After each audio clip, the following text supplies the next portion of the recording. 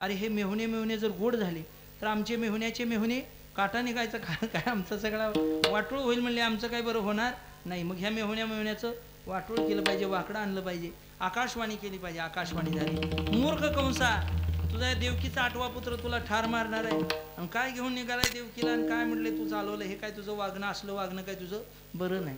आणि मग त्या देवकीला मारण्याकरता त्यानं तलवार काढली, घेऊन या खड्ग मारावया धावला. हात तो धरिला वसुदेवाने हात धरला आणि त्या सामदाम दंड भेद या न्यायाने आणि त्या कंसाला समजावून सांगण्याचा प्रयत्न केला. कंसा, तुला हे असं तू करू नको, स्त्रीची हत्या करू नको.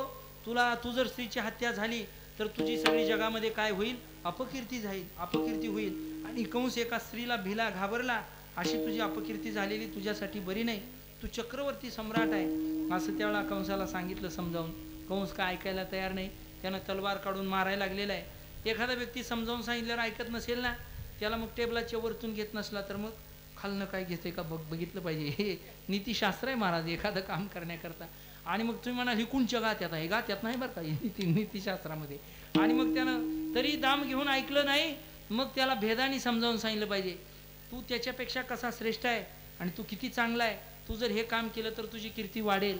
तसंही तू ऐकत नसेल तर मग त्याला भेदाने ऐकत नसला तर त्याला ताडण केलं पाहिजे, त्याला मारलं पाहिजे, बोकलून काढला पाहिजे, ठोकून काढला पाहिजे. साम दाम दंड भेद या न्यायाने त्याला दंड केला पाहिजे. आणि त्या वसुदेवाने त्याला समजावून सांगितलं. कंसाला ते पटलं आणि कंस म्हटला, कारागृहामध्ये राहा, झालेले पुत्र मला काय करा आणून द्या. कंसाला त्या ठिकाणी कंसाने त्या वसुदेव देवकीला कारागृहामध्ये ठेवलं. कारागृहामध्ये ठेवल्याच्या नंतर ऐका, कारागृहामध्ये ज्या वेळेला ठेवलं त्यावेळेला पहिला पुत्र जन्माला आला. पहिला पुत्र घेऊन वसुदेव ठरलेल्या नियमाप्रमाणे शब्द दिलेला पाळायचा असतो माणसाने, आहे का नाही. दिलेला शब्द पाळायचा. मी तुला सगळे पुत्र आणून देणार असा शब्द दिलेला आहे वसुदेवाने. तो शब्द माणसं पूर्वी महाराज स्वप्नात दिलेला शब्द जागृतीत सुद्धा खरं करीत होते. आता जागृतीत दिलेला शब्द स्वप्नात सुद्धा खरं होऊ देत नाहीत, अशी परिस्थिती आहे महाराज. आणि मग त्या वसुदेवाने शब्द दिला, मी पुत्र आणून देणार आहे. आणि पहिला पुत्र आणला. कंसाला वाटला 8वा मारणार आहे, कशाला उगाच ह्या पहिल्याला मारून कशाला पाप उडवून घेऊ असं म्हटल्यावर त्या ठिकाणी पहिला पुत्र परत नेला. तेवढ्यात नारद महर्षी आले. नारायण नारायण नारायण नारायण नारायण नारायण. काय कंसा म्हणले, आम्ही तर आमचं लक्ष तुझ्यावरून, तुझं कोणीकडे आहे म्हणले लक्ष, काय कळते का तुला. कंस म्हटलं काय झालं. अरे म्हटले काय समजते का, पहिल्या मुलाला का सोडलं, काय विचारायचं नाही, पुसायचं नाही, मनाला वाटेल ती करायचं आणि पुन्हा नरडीला आलं की नारदाला हुडकायचं म्हटलं. नारद महर्षी म्हणले मला विचारलं का तू असं करू का तसं करू का. नारद महर्षी म्हटले अरे त्या पहिल्या मुलाला का सोडलं. कंस म्हणायला लागला, अहो पहिला का 8वा मारणार आहे, पहिल्याला कशाला मारू. त्यावेळेला नारद महर्षी म्हटले देव अत्यंत चतुर आहे, वरतून 8वा का खालतून 8वा काय देवाने तुला सांगितलंय का. नाही म्हटले. मग देव पहिल्यांदाच अवतार घेईल आणि म्हणीलच मी 8वा आहे, मगच तुला नारदाची आठवण होईल म्हटली. मग कसं करायचं. मग पहिल्यालाही सोडू नको. मग पहिल्याला, दुसऱ्याला, तिसऱ्याला, सगळ्याला 6 पुत्र मारले. असं का केलं नारद महर्षीनी. पुण्य सारा वया भेटे देव ऋषी. कंसाचं पुण्य शिल्लक राहिलं होतं, ते संपल्याशिवाय देवाला अवतार घेता येत नव्हता, म्हणून त्याचं पुण्य क्षय केलं. आणि आता मात्र शेषाला विनंती केली. त्या ठिकाणी कृष्ण परमात्म्याने अर्थात विष्णू परमात्म्याने शेषा आपल्याला अवतार घ्यायचा आहे. शेष म्हणला आपल्याला असलं मोघम काय बी आश्वासन देऊ नका म्हणला, मी काय तुमच्यासोबत येणार नाही. तुम्ही मला विचारले का तू येणार आहे का नाही का, जाणार आहे का. उगाच आपल्याला इकडं जायचं आहे आणि आपल्याला तिकडे जायचं आहे, मी काय मोकळा काय म्हणला, मी काय तुमच्या संग येणार नाही. देव म्हटले हे असं का करायला लागले, काय ह्याच्या मनात नेमकं काय आहे. देव म्हणाले काय झालं बाबा, तू का नाराज आहे माझ्यावर. काय म्हटले देवा, तुम्ही मागच्या वेळा मला म्हटले लक्ष्मणाचा अवतार घ्यायला लावला, तुम्ही राम झाले. वनवास कुणाला झाला होता, तुम्हाला. वन तुम्हाला आणि वास आम्हाला, अशी परिस्थिती झाली म्हणला. वनात गेले तुम्ही पण 14 वर्ष झोप आम्हाला नाही, 14 वर्ष अन्न आम्हाला खायला मिळालं नाही. मी काय तुमच्यासोबत यायचा नाही, नुसतं उगं इथनं गोड बोलून यायचं आणि तिकडं उपाशी मारायचं, पहिल्यापासून धंदा आहे म्हणला तुमचा. असलं मी चला म्हणले विदर्भात तिकडे जा आणि 8 दिवस नुसतं वांग खालून बेजार केलं म्हणजे मी काय तुमच्यासोबत येणार नाही. काय त्या वांग्याचं तर काय सांगावं तुम्हाला, आमच्या महाराज लोकांच्या नशिबाला वांगच लागले बघा काय सगळं. अहो गेल्या वर्षी महिनाभर आम्ही सगळ्या महाराष्ट्रात रामायण भागवत करून महिन्यानं एका घरी गेलो. रोजच उठलं की वांग्याची भाजी वांग्याची भाजी वांग्याची भाजी. घरी गेलो, आंघोळ करायला लागलो. पत्नीला म्हटलं जरा मस्त स्वयंपाक कर, देवपूजा करून जेवण करतो. आणि लगेच देव धुतले, कसं तर पाण्यातनं काढलं आणि देव ठेवला, आपलं नमस्कार केला. भूक लागलेली होती, ताट वाढलेलं बायकोनं बघितलं तर ताटात वांग्याचीच भाजी. आता नाही चांगलं म्हणलं, आता काय आवड. वांग लय कसणू काय महाराज, तू का म्हणे वांगण लागलं वारकर यांच्या मांग, अशी परिस्थिती. वांग महाराज विठाला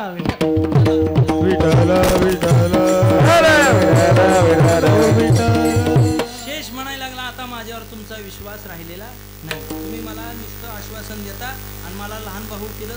लहानाचे लय हाल असतात आपल्या मराठवाड्यामध्ये म्हण आहे, माणसानं नक्क व्हावं पण धाकटं होईल. धाकट्याला कुणी काम सांगतं, ए उचल ही पाण्याची बाटली म्हणला जी तिकडे महाराज आल्या तर, आणि ठेवकी पोळी तर म्हणला वाढ महाराजाला जेवायला. कुणी बी उठलं का नाही, कुणी बी धाकट्यालाच काम सांगते. एक अजून म्हण कशी आहे, नक्क व्हावं पण धाकटं कुणी महाराज. तुम्ही म्हणाल महाराज तुम्हाला कसं काय माहिती, मी बी आमच्या घरी धाकटाच आहे म्हणून सांगायला लागलो. आणि अशी परिस्थिती त्या धाकट्याची असते, त्यामुळे मी काय धाकटा होणार नाही असं शेषाने त्यावेळेला सांगितलं देवाला. विष्णू परमात्म्याने डोकं चालवलं, लगेच चक्र फिरवली डोक्याची, लगेच तिथं लगेच हजर जबाबीपणा दाखवला. देव म्हणायला लागले, हे बघ म्हणले गेल्या वेळेस धाकटं झाल्यामुळे तुला सगळं काही लोकांनी तुला कामं सांगितली, तुला खूप त्रास सहन करावा लागला माझा. आता तू थोरला भाऊ हो आणि मग तू अवतार घे. थोरलं म्हणल्यावर काय शेष असा नकावर चालायला लागला. थोरलं म्हणजे आता मी थोरला भाऊ होणार, माझे सगळे लोक काम ऐकणार, राज्याचा मालक मीच होणार. पण ह्याला कुठं माहित आहे हिचे तू राहतो सोडू म्हणे, गुण लावण्याची आणि मुकुट सगळा म्हणे धन्य तुझी अशी परिस्थिती. आणि मग त्या ठिकाणी शेष अवतार रोहिणीच्या गर्भामध्ये, देवकीच्या गर्भातून रोहिणीच्या गर्भात पाठवला. आता कृष्ण परमात्म्याचा येण्याचा काळ आला. कृष्ण परमात्मा जन्माला येत असताना आकाशामध्ये ढग दाटून आले, पाऊस पडायला लागला, विजांचा कडकडाट होऊ लागला आणि सगळीकडे आनंदाचं वातावरण झालं. गायी वासरं हंबरायला लागली. आमचं रक्षण करणारा कोणीतरी येऊ लागले, आम्हाला वैरण देणारा, आम्हाला चरायला नेणारा, आमच्या सोबत फिरणारा, अनवाणी पायानं फिरणारा. काय प्रेम असेल त्या गायीवर. ऐका, गायी घेऊन कृष्ण परमात्मा ज्या वनामध्ये जात होते त्या 84 कोस वनामध्ये कृष्ण परमात्म्यांनी पायामध्ये चप्पल सुद्धा घातली नाही, पायामध्ये चप्पल सुद्धा घातली नाही.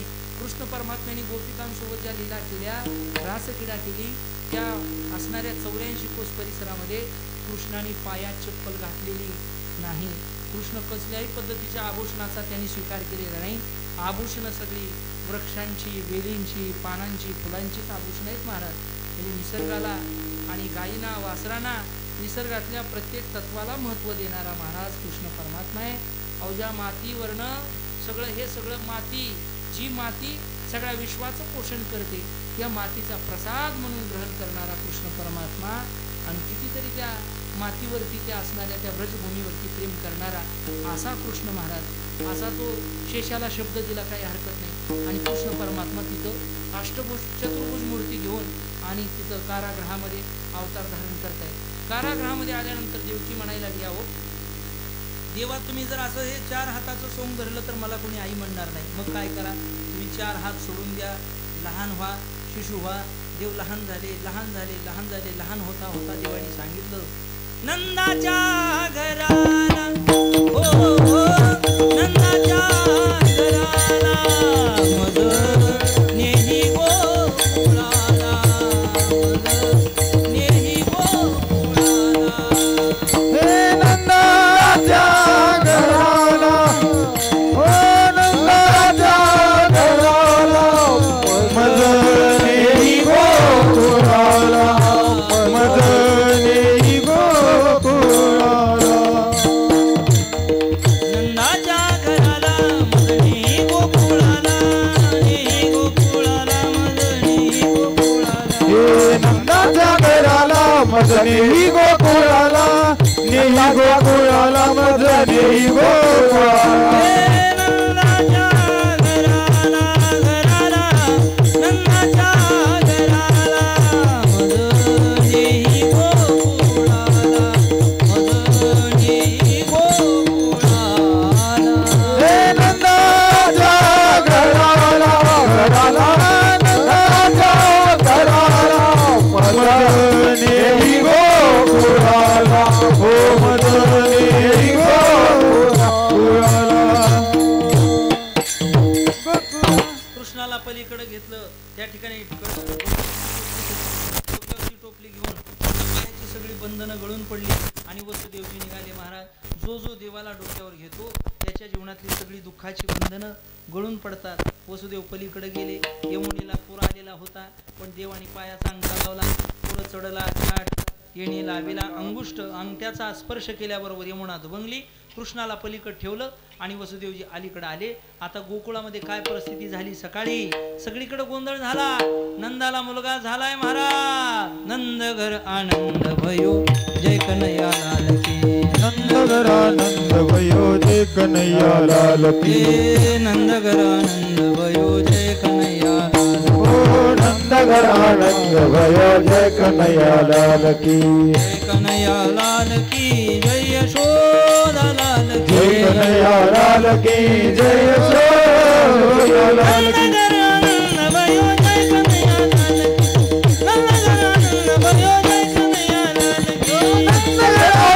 भयो जय कन्हैया लाल की. आनंद भयो जय कन्हैया लाल की.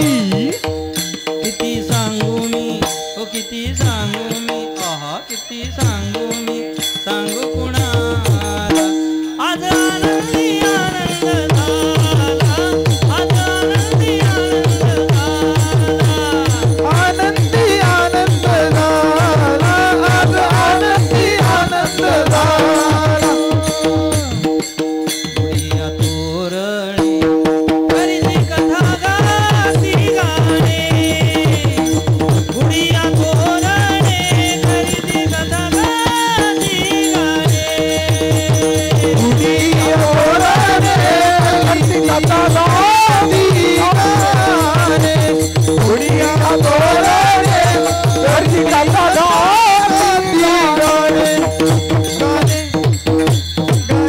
गुढिया तोरणे करती कथा गाती गाणी. सगळ्या गोपिका एकत्र जमल्या आणि त्या गोपिकाने कृष्णाला पाहायला सुरुवात केली. लेकरू जन्माला आलं का नाही, उगो बाया गर्दी करते त्या.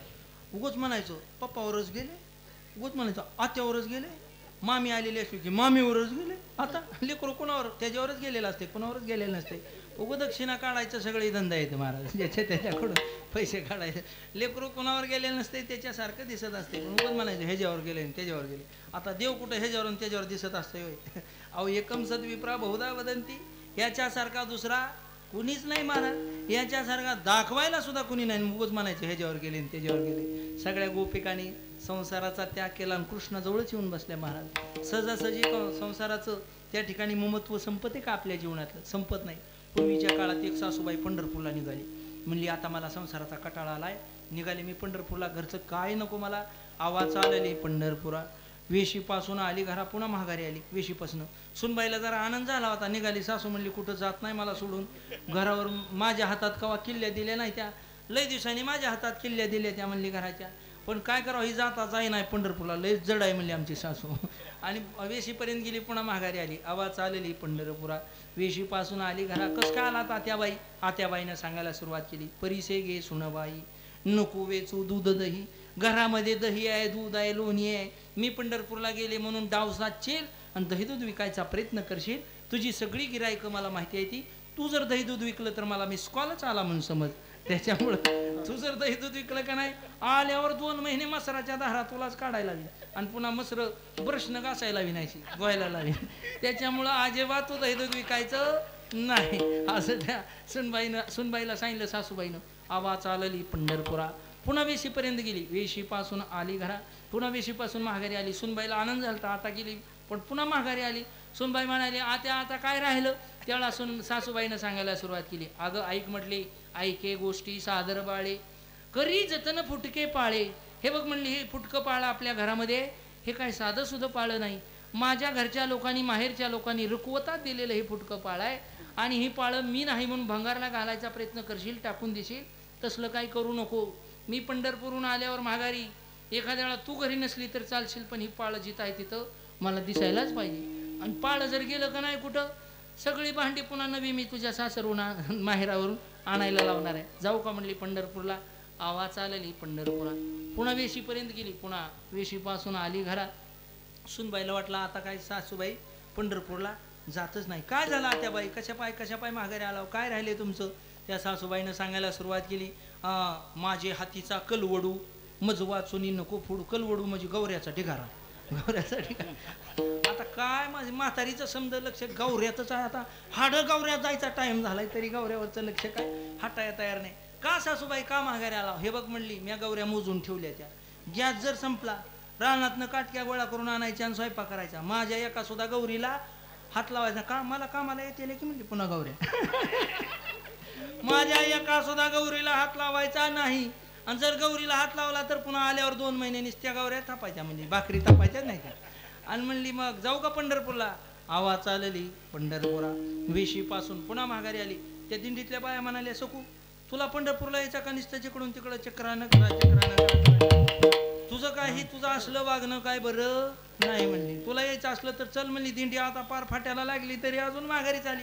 तुला माहिती नाही म्हणली माझी सासू तिचं माहेर गावातलंच आहे. हां तिचं माहेर गावातलंच आहे. तिला जर काय मोकळं सोडलं तर काही सांगता येत नाही म्हणली. तिला जरा सांगून येते म्हणली महत्वाचं आहे म्हणली.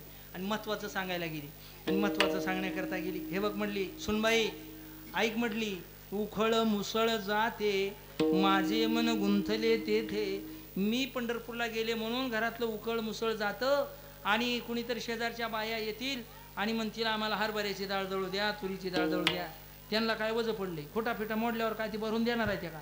ढाका सुद्धा लावू देऊ नको म्हणली मी येईपर्यंत कोणाला हात लावू द्यायचा नाही. आणि जाऊ का म्हणली पंढरपूरला. जावा त्या बाई जावा पंढरपूरला. आवाज चालली पंढरपुरा. सुनबाईला वाटलं आता आळूक पिळूक देऊन झोपावं. तेवढ्या सासू आलीच वेशीपासून आली घरा. सासूबाई काय झालं आता काय राहिलंय. अगं लय महत्वाचं राहिलंय. भिक्षुक आली या घरा सांग गेली पंढरपुरा. मी नाही म्हणून एखादा याचक एखादा भिकारी दारात येईल आणि म्हणील वाडा मला ज्वारी वाडा बाजरी वाडा गुळ द्या तांदूळ द्या असं काहीतरी म्हणायला बघल. त्याला सांगायचं आमच्या घरची कारभारीन सासूबाई आहे ती पंढरपूरला गेलेली आहे आणि ती माघारी येईपर्यंत तुला शिळ्या भाकरीचा तुकडा सुद्धा मी मिळू देणार नाही असं त्याला सांगायचं. जाऊ का म्हणली पंढरपूरला. हां जावा मी कुणाला काही देणार नाही. आवाज चालली पंढरपुरा. हे असं 2 वाजता चल थोडक्यात सांगतो. वेशीपासून आली घरा माघारी आली आणि माघारी आल्यावर आता सुनबाई म्हणली आता काय राहिले आत्याबाई तुमचं. आत्याबाईनं सांगायला सुरुवात केली. हे बघ म्हणली लय महत्वाचं राहिले बक्षीम पीत आहारू बक्षीम पीत आहारू नको फारसी वरी सरू. म्हणली अगं आधीच तू म्हणली घराच्या चौकटीत माईना झालेली आहेस.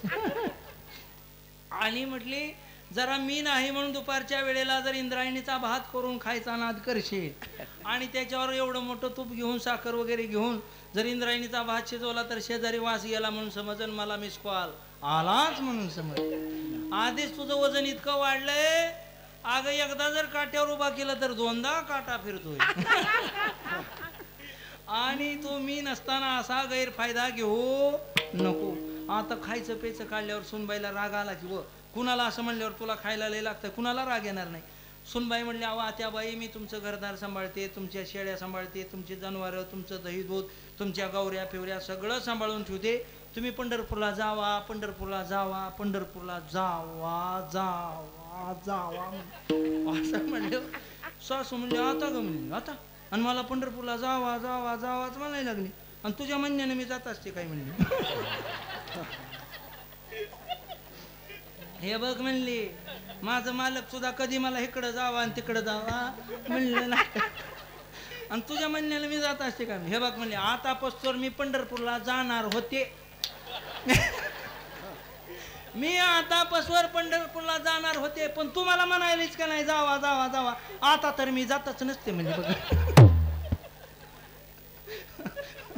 चला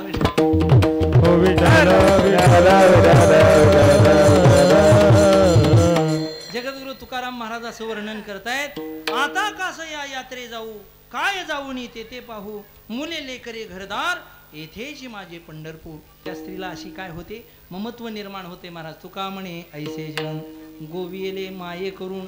तसं गोपिकांनी सगळं ममत्व टाकून दिलेलं आहे आणि गोपिका कृष्ण परमात्म्याच्या दर्शनाला आलेल्या आहेत. पाहिला पाहिला नंदाचा पाहिला पाहिला नंदाचा पाहिला पाहिला नंदाचा पाहिला पाहिला नंदाचा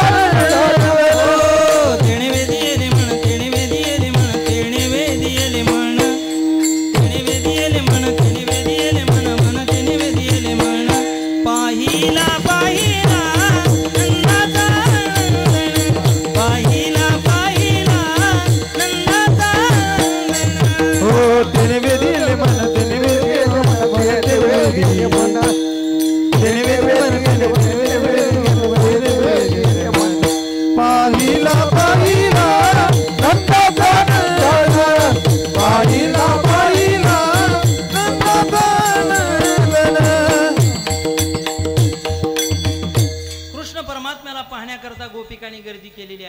पतिव्रता धर्माचा एका मिनिटामध्ये सांगतो. गर्गाचार्य आले. गर्गाचार्याने सांगितलं गोपिकांनो घरी जावा. घरचे पती सासू नंदा तुमच्या वाट पाहत असतील. गोपिकांनी सांगितलं आम्ही घरी जाणार नाही. गर्गाचार्याने सांगितलं पतिव्रता धर्माचं पालन केल्यानंतर खूप मोठी फलप्राप्ती आहे. का कशी आहे? एका देशात पती पत्नी राहत होते. त्यांना एक रांगणारं मूल होतं. रांगणारं. दुपारी पती जेवायला आला. पत्नी त्याला जेवायला वाढायला लागली आणि मूल उठलं आणि रांगायला लागलं. घरामध्ये खड्डा होता. त्या खड्ड्यात विस्त होता. ते मूल रांगता रांगता खड्ड्याकडे निघालं आणि पत्नीने विचार केला मी जर नाही उठले तर मुलगा खड्ड्यात पडणार आणि मरणार, विस्तवात पडून मरणार. पण तिने विचार केला इथून जर उठलं तर पतीच्या सेवेत खंड पडेल म्हणून ती उठली नाही. तिने विचार केला ज्या पतीच्या सेवेनं पुत्राची प्राप्ती झालेली आहे त्या मुलगा गेला तरी चालेल पण पतीच्या सेवेत खंड पडू द्यायचा नाही. ती उठलीच नाही. मुलगा रांगत रांगत गेला आणि त्या अग्नीमध्ये त्या विस्तवामध्ये पडला. पण पतिव्रता धर्माचं पालन करणाऱ्या स्त्रीच्या सामर्थ्यानं चमत्कार असा झाला विस्तवाची सुद्धा फुलं झाली महाराज. विस्तवाची काय झाली? फुलं झाली. असा चमत्कार त्या ठिकाणी झाला. पूर्वी पतिव्रता धर्माचं पालन करणाऱ्या स्त्रीचं सामर्थ्य असं होतं विस्तवाची सुद्धा फुलं होत होती. आता फुलाचा सुद्धा इस्तू होतोय. कसं करायचं सांगा मला.